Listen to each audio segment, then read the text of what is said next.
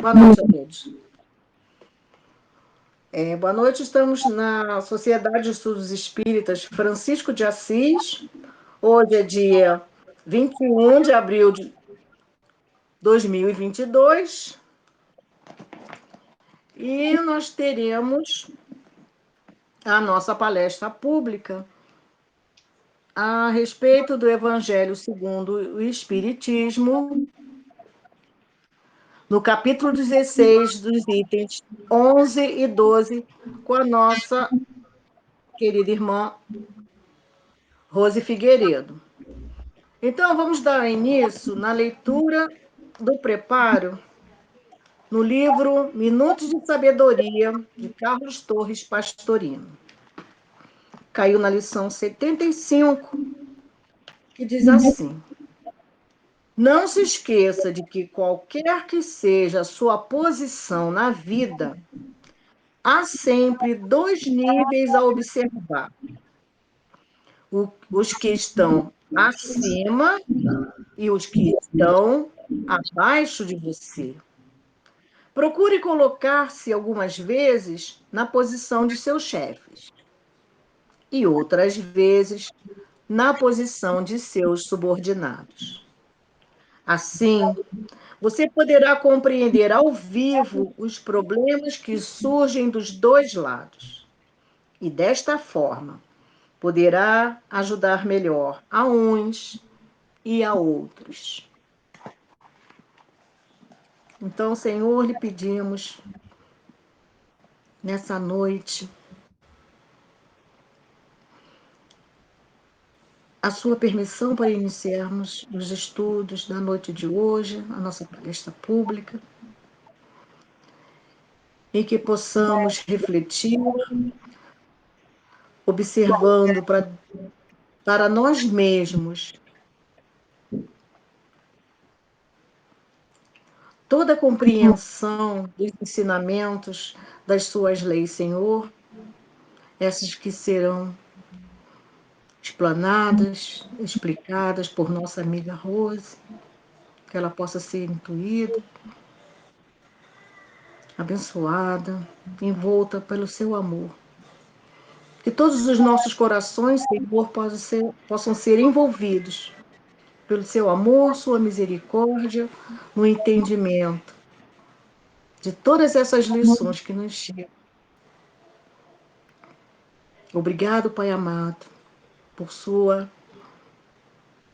misericórdia, por sua justiça e por seu amor. Esteja conosco, Pai querido, hoje e sempre. Assim seja. Passo a palavra para a Rose Figueiredo. Boa noite, meus irmãos. Estamos nós aqui na Sociedade de Estudos Espíritas Francisco de Assis, hoje, dia 21 de abril de 2022, para realizarmos mais uma palestra pública. As palestras das quintas-feiras, as palestras públicas, se referem ao Evangelho segundo o Espiritismo. Como todos sabem, hoje seria o dia do nosso painel espírita. O nosso irmão André Iese, mas ele teve uma emergência de saúde, não pôde fazer o painel, então nós colocamos o tema do Evangelho, que aconteceria no dia 5 de maio, para hoje, e retornaremos ao painel na semana que vem, continuando com a nossa irmã Maria Martorelli, que desenvolverá o tema, e o tema de hoje fica para primeira semana de maio, quinta-feira de maio. Tudo resolvido, voltamos ao nosso estudo, e hoje, como disse a Denise, o tema é o Evangelho segundo o Espiritismo, capítulo 16, não se pode servir a Deus e a Mamon, itens 11 e 12, emprego da riqueza. E seguindo aqui o estudo do Evangelho, eu vou começar fazendo a leitura, não vou ler os dois itens todos, mas destaquei alguns trechos do item 11 e 12 para nós conversarmos. Então, aqui no Evangelho segundo o Espiritismo, capítulo 16, item 11, os amigos espirituais, escrevem assim, né? Ditam assim: não podeis servir a Deus e a Mamon. Nós sabemos que essa passagem está no Evangelho de Lucas, capítulo 16, versículo 13. Eu vou até abrir o Evangelho aqui rapidinho, para nós lermos integralmente essa citação. Então, aqui no capítulo, em Lucas, capítulo 16, diz assim: ninguém pode servir a dois senhores. Com efeito, ou odiará um e amará o outro, ou se apegará a um e desprezará o outro. Não podeis servir a Deus e ao dinheiro. Lucas especifica a moeda, né? A moeda material, o dinheiro. Mas nós vamos ver que esse mamon, não é? Que esse outro senhor não é apenas a moeda, o dinheiro, como está aqui de forma muito específica no Evangelho de Lucas. Nós poderíamos dizer o seguinte, né? Aí, continuando aqui o Evangelho: não podeis servir a Deus e a Mamon, guardai bem isso em lembrança, vós, a quem o amor do ouro domina. Vós que venderias a alma para possuir tesouros, porque eles permitem vos eleveis acima dos outros homens e vos proporcionam os gozos das paixões. Não podeis servir a Deus e a Mamon. Então, o que é estar a serviço de Mamon? O que é estar a serviço desse Senhor? Aquele que está a serviço desse outro Senhor, que se chama Mamon, qual a situação desse companheiro? Então, esse companheiro, né, esse irmão nosso, que pode até ser nós mesmos, porque a gente sempre fala, né? O outro está a serviço de Mamon. Mas será que esse outro também não pode ser nós mesmos? Que a gente gosta de apontar o outro. Então a gente se inclui também nisso, né? Então o que serve Mamon, que está a serviço de Mamon, é aquele que é dominado pelos sentimentos inferiores. Sentimentos de apego aos bens materiais, aqueles que pensam somente no gozo das paixões que escravizam. Então, quando a gente fala que o que serve a Mamon é aquele que é dominado pelos sentimentos inferiores, opa! Será que uma grande maioria de pessoas não pode se incluir nesse bloco? Será que nós, no momento que estamos vivendo, somos sempre dominados pelos sentimentos superiores? Isso é uma reflexão que cabe a cada um. Será que pela minha mente sempre passam pensamentos superiores? Será que no meu coração, não é? Eu estou sempre dominado por sentimentos superiores? Eu aqui mesmo citei na aula passada, eu acho que foi no sábado, no estudo das Epístolas de Paulo, que eu estava em casa quando eu recebi a notícia do desencarne de uma personalidade que eu, na minha visão, não é, ninguém precisa concordar comigo, foi uma personalidade que se equivocou muito. Se equivocou muito. E as suas atitudes, no meu entendimento, provocaram muitas dores, muitas tristezas para um grupo de pessoas. Então, naquele momento, quando eu soube do desencarne dele, Eu não tive um pensamento muito evangelizado. Muito pelo contrário. Eu tive até um pensamento muito, vamos dizer assim, inferior quando eu soube da notícia. Eu verbalizei verdadeiramente algo que não é muito bom. Depois é que eu parei para refletir. Eu disse, nossa, estudo tanto evangelho, e quando eu soube dessa notícia, a pérola que saiu da minha boca, e como diz os amigos espirituais, o que vem da boca sai, quer dizer, o que sai pela nossa boca é o que vem do coração, né? Não foi um pensamento cristão que eu tive por ele quando eu soube da notícia. Não foi. Depois eu refleti, eu pensei, nossa, será que eu gostaria de que alguém um dia, ao saber da minha desencarnação, emitisse um pensamento desse em alto e bom som, porque não foi nem aquela coisa de eu pensar e não falar. Eu pensei e falei. Depois é que eu parei para refletir. Isso não é cristão.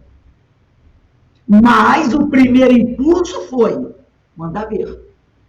E aí eu pergunto, será que eu ainda, não digo dominada integralmente, mas que eu ainda estou servindo a Mamon, de certa forma, quando eu ainda me deixo por impulso, e é aquela coisa, né? Normalmente quando a gente faz assim, o primeiro sentimento que vem, ainda não estou ligada a essas questões inferiores.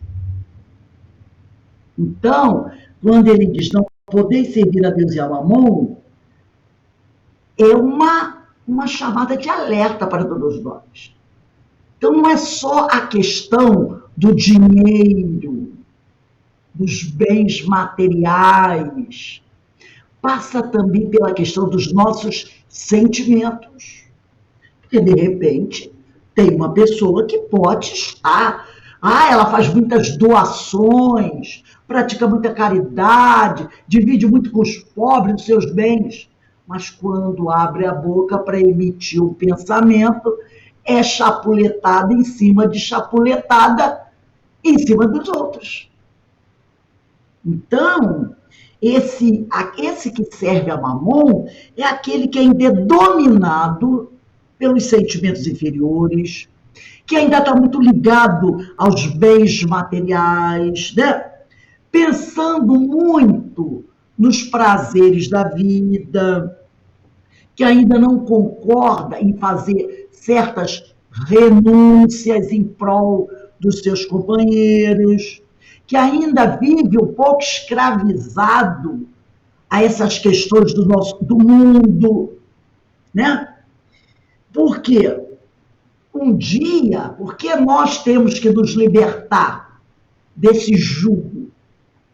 Porque um dia o Senhor, como diz o povo, né, dessa forma bem direta, a gente sabe que não é assim, passo a passo, mas de uma forma bem direta, irá nos perguntar o que nós fizemos, o que fizeste, depositário infiel dos bens que lhe confiei. O que fizeste, depositário infiel dos bens que lhe confiei? Então, nós temos o Evangelho aí, que vem cheio de recomendações, né? Ama o próximo como a ti mesmo. Não façais ao outro o que gostaria que te fizesse, o que não gostaria que te fizessem. Faz aquilo que gostaria que fizessem para você. Vê no outro o seu irmão. Mas nós ainda temos uma certa dificuldade de captar essas orientações que vêm do Mestre Jesus, trazendo as notícias do alto, né, do Evangelho, para colocar isso em prática. Por quê? Porque nós ainda estamos muito presos às paixões. E aqui no Evangelho ele volta a dizer, não podeis servir a Deus e a Mamon. Se, pois, sente vossa alma dominada pelas cobiças da carne. Essas cobiças da carne são essas paixões, né? Dai-vos pressa em alijar o jugo que vos oprime. Porquanto Deus justo e severo vos dirá: que fizeste, econômico e infiel, dos bens que te confiei? Esse poderoso móvel de boas obras, exclusivamente, o empregaste na tua satisfação pessoal. Então, servir a Mamon não é só ter o saquinho cheio de moedas e querer encher esse saquinho de mais moedas, mas é também buscar se libertar do jugo dessas paixões que nos escravizam, que ainda nos prendem às coisas pequenas, às coisas mesquinhas, a não compreender que o outro, aquele equivocado, é nosso irmão, mas que o Senhor, o Pai, dará a ele quantas oportunidades ele necessitar para se libertar. E muitas vezes aquele que fica cobrando o chicote na mão, ele perde a noção do tempo.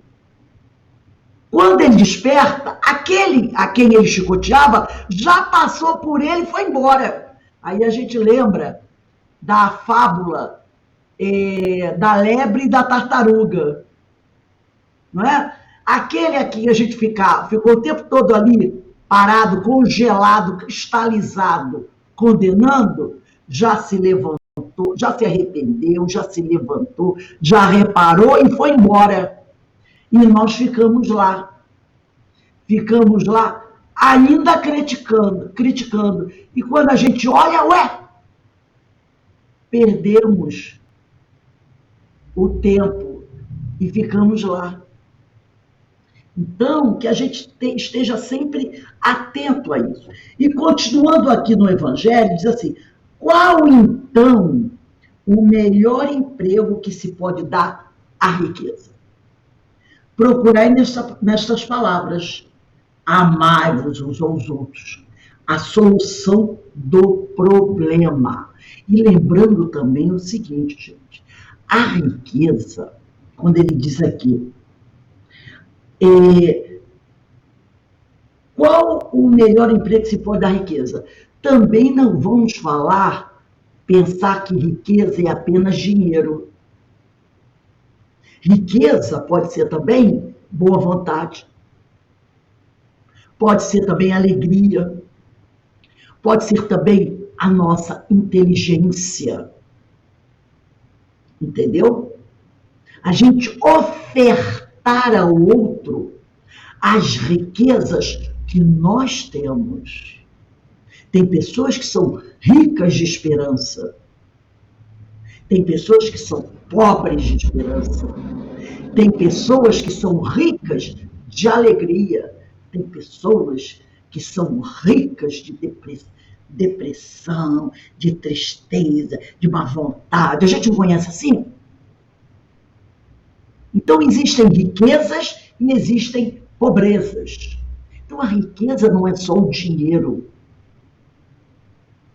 Tem pessoas que estão sempre prontas a se ofertar para o outro, auxiliar o outro. E tem outras que são tão econômicas, fazem tantas questões. Se alguém diz: meu amigo, vamos aqui nos ajudar a oferecer, ele já vem com um questionário. Quando, que horas, quanto, para quem, vale a pena? Então, riquezas não são apenas moedas. Então, ele diz aqui, qual, então, o melhor emprego que se pode dar à riqueza? Procurai nestas palavras: amai-vos aos outros, amai-vos uns aos outros. A solução do problema. Uma solução do problema para nós é um só, é o amor. Pedro de Camargo, no livro do Mestre da Educação, ele tem uma afirmação que eu gosto muito. E eu somaria essa afirmação do Pedro de Camargo a essa do Evangelho. Porque Pedro de Camargo diz o seguinte: o problema do homem é um problema de educação. Se a gente parar para analisar, a gente vai ver que o problema do ser humano é um problema de educação. E essa educação não passa só pelo diploma na parede, não. É educação em vários aspectos. E eu associaria essa afirmação do Pedro de Camargo, o problema do homem é um problema de educação, o que o homem educado é um homem feliz. Eu somaria isso. Qual é a grande solução do problema? É o amor. Educação e amor. Se nós tivermos no mundo educação e amor, problema resolvido. Educação e amor. Então, ele diz aqui, elas guardam essas palavras, amai-vos uns aos outros. Essas palavras guardam o segredo do bom emprego das riquezas. Entendeu o que ele quer dizer aqui? O segredo, né, do bom emprego das riquezas é o amar-vos uns aos outros. Que eu colocaria junto com a educação. Depois ele diz, aquele que se acha animado do amor do próximo tem aí toda traçada a sua linha de proceder. Então, a linha de proceder daquele que ama já está bem colocado, bem explicado. Na caridade está, para as riquezas, o emprego que mais apraz a Deus. Então, na caridade está, para as riquezas, o emprego que mais apraz a Deus. Quais as riquezas que eu possuo? Nós falamos boa vontade, inteligência, saúde, alegria, fraternidade, indulgência.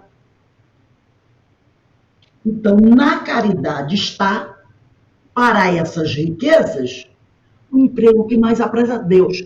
E também as posses materiais, que olhando pelo lado correto, elas são boas. Elas são muito boas. Então, quando você sabe utilizar bem todas essas riquezas, você realiza a vontade do Pai. O que o Senhor espera dos seus filhos. Mas, para isso, eu preciso me desligar de Mamon, que é esse apego às paixões inferiores. Por isso, o evangelista diz, não se pode servir a Deus ou Mamon. Ou amará um e odiará o outro. Então, para que eu possa realmente fazer aquilo que o Senhor pede de mim, eu preciso abandonar Mamon. O que para nós ainda não é fácil. Porque nós vivemos no planeta de provas e expiações. Nós ainda somos espíritos muito apegados a essas questões materiais. Então, é um exercício que a gente tem que começar a realizar, mas que não vai ser fácil. Como nós estávamos estudando hoje, no curso Diversidade dos Carismas, nós estávamos lá na questão do livro dos médiuns, que achei muito interessante. Eu acho que é Jorge, né? Se eu não me engano, o espírito, aonde ele diz uma coisa que serve, eu acho que de uma forma geral. Ele diz assim, no nível que nós estamos, o erro ainda é fácil. Ele disse isso. O erro ainda é fácil. Ele está se referindo às questões da aceitação das mensagens que vêm do plano espiritual, sem uma verificação, né? E falando que nenhum médium pode se considerar infalível, porque ele diz, que o próprio Kardec pergunta a Kardec, né?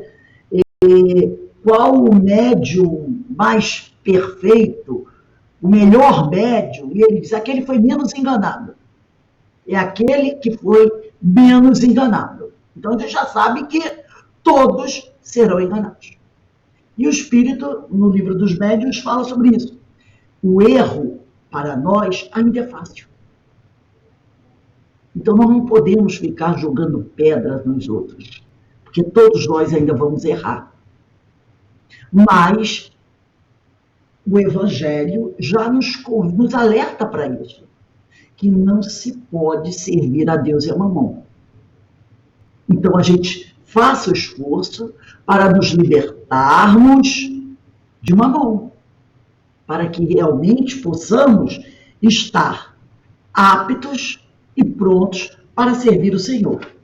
E mais à frente, ele vai falar aqui no Evangelho, né, sobre riqueza. E ele vai ser agora bem específico também. Ele vai dizer, a riqueza da inteligência. Ele agora tirou o dinheiro do lado, né? Ou melhor, ele está colocando as duas, mostrando que inteligência é riqueza. Está lá quase no final do item 12, do item 11, do capítulo 16. Ele diz assim, ó, a riqueza da inteligência. Ele diz assim, ó, coloca as tuas riquezas sobre uma base que nunca lhes faltará e que te trará grandes lucros, as boas obras.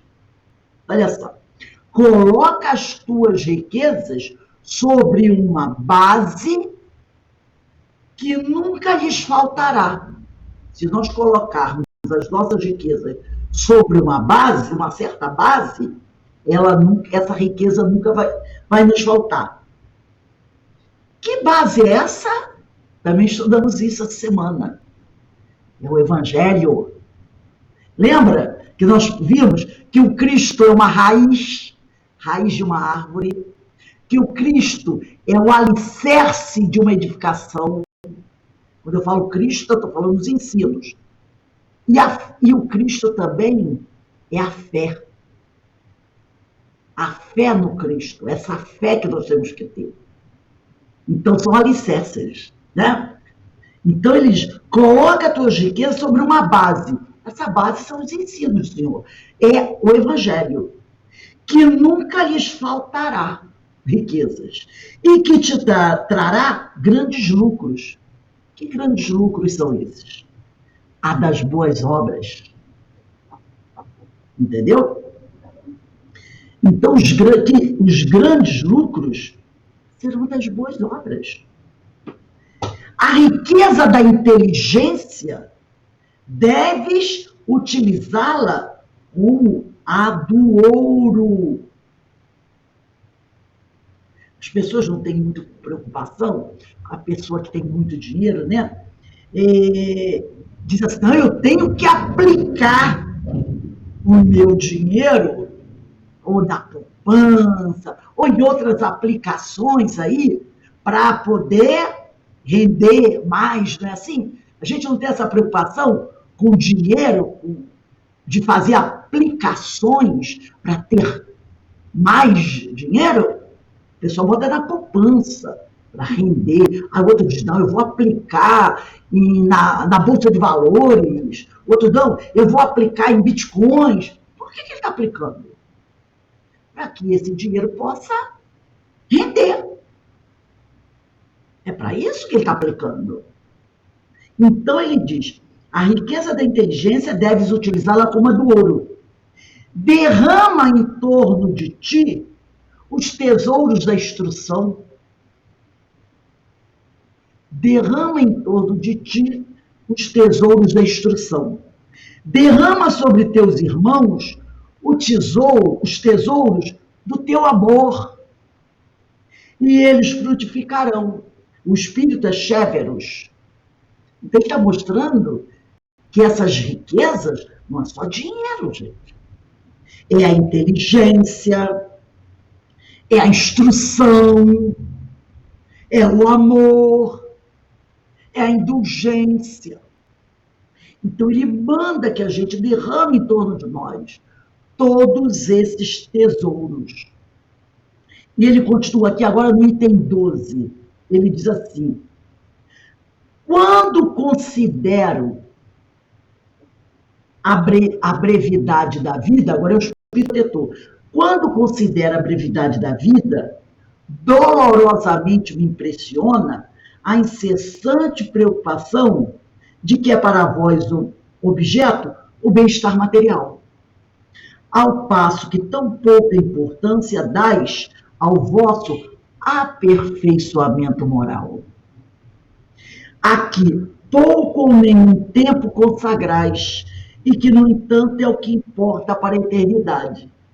Então, quando ele fala a brevidade da vida, ele está falando da reencarnação, daquela encarnação, não é? Porque nenhum de nós sabe quanto tempo estará na encarnação.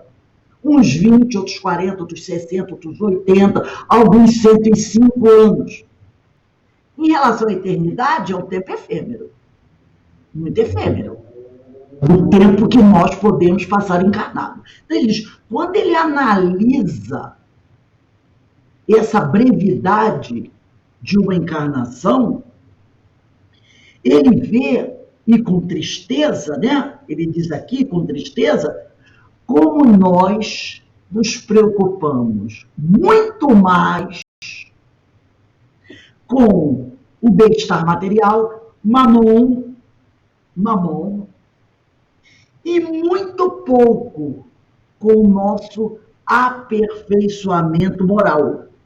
E ele ainda diz mais, aqui pouco ou nenhum tempo consagrais, e que, no entanto, é o que importa verdadeiramente para a eternidade.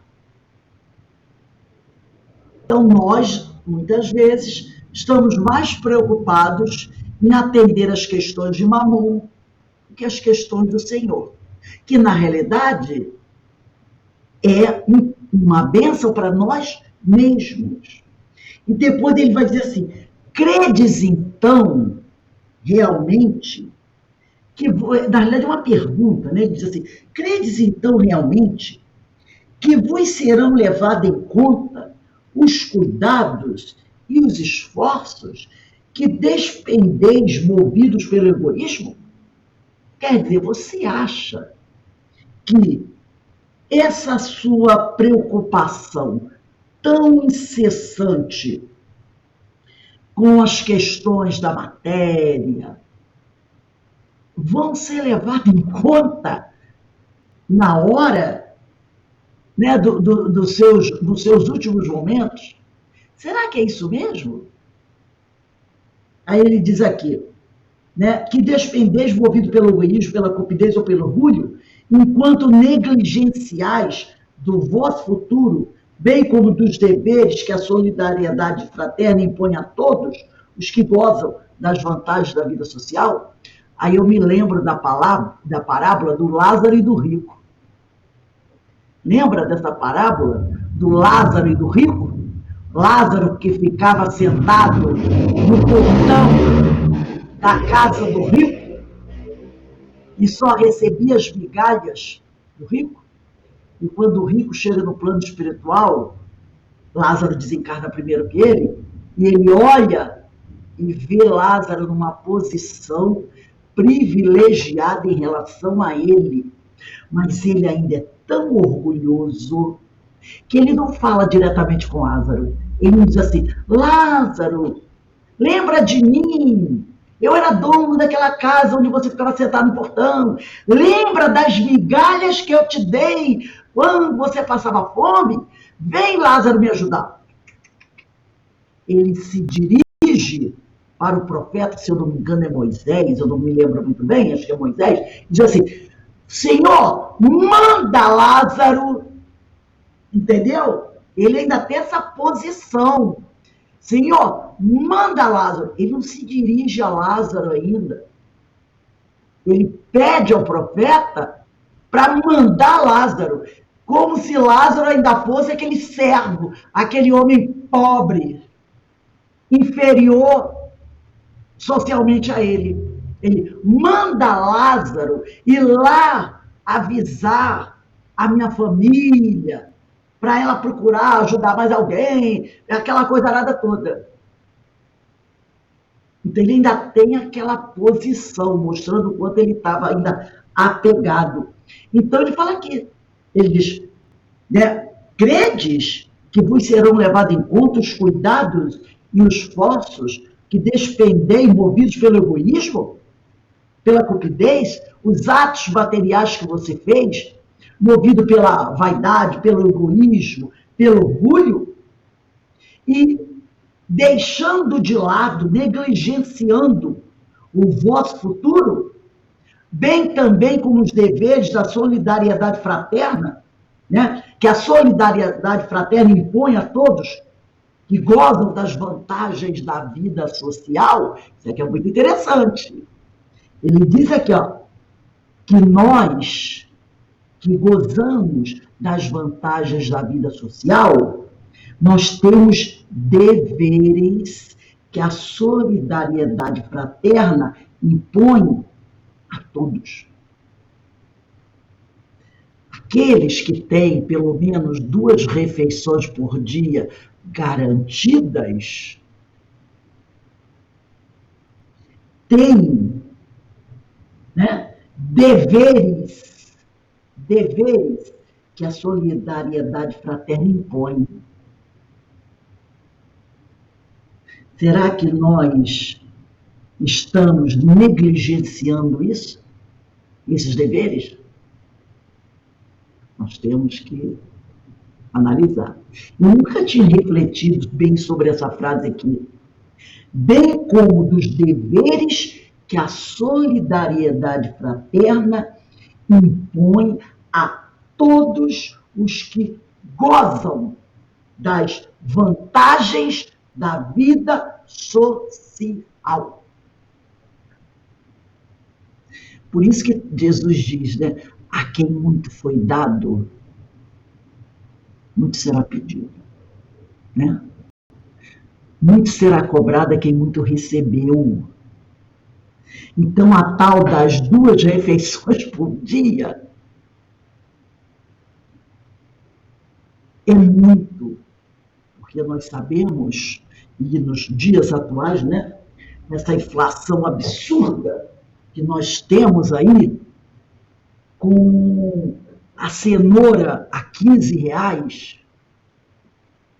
o tomate a R$12, tem muita gente que não está conseguindo ter uma refeição por dia. Fora as outras coisas. O teto, né?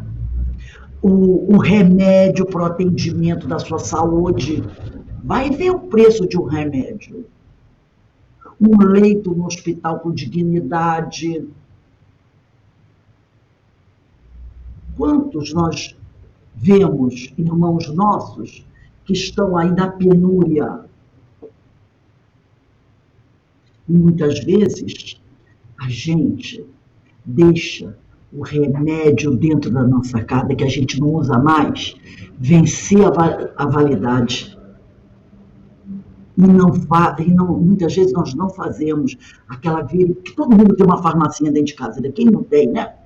Então, muitas vezes, a gente deveria ir lá na nossa farmacinha e olhar, e esse remédio aqui eu não estou tomando mais. O médico mandou suspender, claro, o médico mandou suspender, eu tenho que atender o médico. Mas o vidro está pela metade. E a validade é longa. Então, o que eu tenho que fazer? Não vou guardar o remédio, porque se amanhã eu precisar dele, o cara já está dizendo assim, está querendo ficar doente? Não é? Então, não vou guardar o remédio, porque se amanhã eu precisar dele, eu preciso comprar. Peraí, então eu estou desejando ficar doente? Não. Vamos pegar esses remédios, buscar um local que a gente saiba que recebe esses remédios, dentro da validade, é claro, muito bem preservado, fechadinho. Vamos entregar lá para auxiliar aquele que não tem o dinheiro para comprar esse remédio. E muitas vezes a gente não se preocupa com isso. Aí quando pega o vidro de remédio cheinho, passou a validade, vai para o lixo. Um remédio que poderia servir a outro que está necessitado. Então são coisinhas que a gente tem que ficar atento. Tá? E para a gente encerrar a nossa reflexão de hoje, eu trouxe um texto de Emmanuel, desse livro, Caminho, Verdade e Vida, capítulo 142. E o Emmanuel, no capítulo 142, ele diz, o título é Um Só Senhor. Tá? E vem escrito assim, capítulo 142 do livro Caminho, Verdade e Vida. Nenhum servo pode servir a dois senhores. Jesus. Lucas, capítulo 16, versículo 13. Se os cristãos de todos os tempos encontraram dolorosas situações de perplexidade nas estradas do mundo, é que, depois dos apóstolos e dos mártires, a maioria tem cooperado na divulgação de falsos sentimentos com respeito ao Senhor a quem devem servir. Olha só, se os cristãos de todos os tempos, nós estamos entre eles, encontraram dolorosas situações de perplexidade nas estradas do mundo, é que, depois dos apóstolos e dos mártires, a maioria tem cooperado na divulgação de falsos sentimentos com respeito ao Senhor a quem devem servir. Como o reino do Cristo ainda não é da terra, Jesus disse isso para Pilatos, não é? Meu reino não é deste mundo. E aí eu mando dizer aqui, como o reino do Cristo ainda não é da terra, são 2000 anos, ainda não é da terra, não se pode satisfazer a Jesus e ao mundo a um só tempo. O vício e o dever não se aliam na marcha diária. O vício e o dever não se aliam na marcha diária. Que dizer de um homem que pretenda dirigir 2 centros de atividade antagônica em simultâneo esforço? Será que alguém consegue? Dirigir 2 centros, quer dizer, quando ele diz 2 centros, é comandar, realizar 2 atividades antagônicas em simultâneo esforço, com o mesmo esforço. Cristo é a linha central de nossas cogitações. Isso diz Paulo de Tarso na carta aos Colossenses. Ele diz isso. Cristo é a linha central de nossas cogitações. Ele fala isso o tempo todo na carta aos Colossenses. Ele é o Senhor único, depois de Deus, para os filhos da terra, com direitos inalienáveis, porquanto é a nossa luz do primeiro dia evolutivo. Lembra? Fazei luz, e a luz se fez. Está lá no livro de Gênesis. Então, ele é a nossa luz do primeiro dia evolutivo, está se referindo a Gênesis, o primeiro livro escrito por Moisés, e adquiriu-nos para a redenção com os sacrifícios de seu amor. Ele nos conquistou, tá? Para a redenção com sacrifícios de seu amor. Somos servos dele. Precisamos atender-lhe aos interesses sublimes com humildade. E para isso é necessário não fugir do mundo, nem das responsabilidades que nos cercam, mas sim transformar a parte de serviço confiada ao nosso esforço nos círculos de luta em célula de trabalho do Cristo. Paulo também fala sobre isso na carta aos Colossenses. Não podemos fugir do mundo, não podemos fugir das nossas responsabilidades enquanto estamos aqui encarnados, Não podemos querer viver no mundo da lua, nem acreditando em falsas filosofias. Então ele diz, e para isso é necessário não fugir do mundo nem das responsabilidades que nos cercam, mas sim transformar a parte de serviço confiada ao nosso esforço nos círculos de luta em célula de trabalho do Cristo. Utilizar as nossas riquezas nos círculos de luta. E ele encerra essa página dizendo: a tarefa primordial do discípulo é, portanto, compreender o caráter transitório da existência carnal, consagrar-se ao Mestre como centro da vida e oferecer aos semelhantes os seus divinos benefícios. Olha que coisa linda! A tarefa, a missão do discípulo é compreender o quão transitório essa encarnação que nós estamos vivendo. Tá? Entender que esse período na carne é curto. E nós não podemos perder tempo. Precisamos nos consagrar ao Mestre como centro de nossas vidas. Lembra a causa, o alicerce? E oferecer ao nosso próximo as nossas riquezas, os nossos divinos benefícios. Então, Emmanuel aqui é assertivo, como Paulo foi. Então, que nós possamos, né, entender a mensagem de Lucas no capítulo 16, versículo 13. Não se pode servir a Deus e a mamão. Ou você vai agradar um ou vai desagradar o outro. Então, devemos deixar de lado as nossas paixões inferiores e buscar seguir quem? A luz, que é o Cristo. Porque a luz afasta as sombras. E o que são as sombras? São a ignorância. Essa ignorância que nos faz sofrer. Então, que nós nos libertemos desse jugo que ainda nos traz tanta dor e sofrimento, para que assim possamos ser efetivamente felizes, dentro da felicidade relativa a que nós todos podemos aspirar.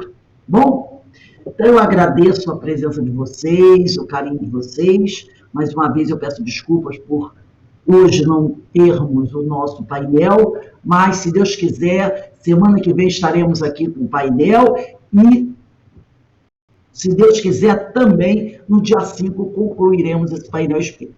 Então eu desejo uma boa noite a todos, que Deus nos abençoe.